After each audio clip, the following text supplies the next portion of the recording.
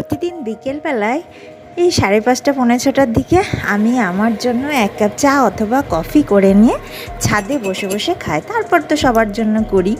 তো এই দেখো, কফির জন্য আমি কিন্তু চিনি ব্যবহার করছি না। চিনি খাওয়া আমি ইদানিং কমিয়েই দিয়েছি।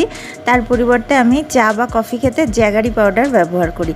তো 2 চামচ আমুল, তার সাথে 1.5 চামচ জ্যাগারি পাউডার আর একটু কফি, সেই সাথে গরম জল গুলিয়ে নিলাম। রেডি আমার কফি।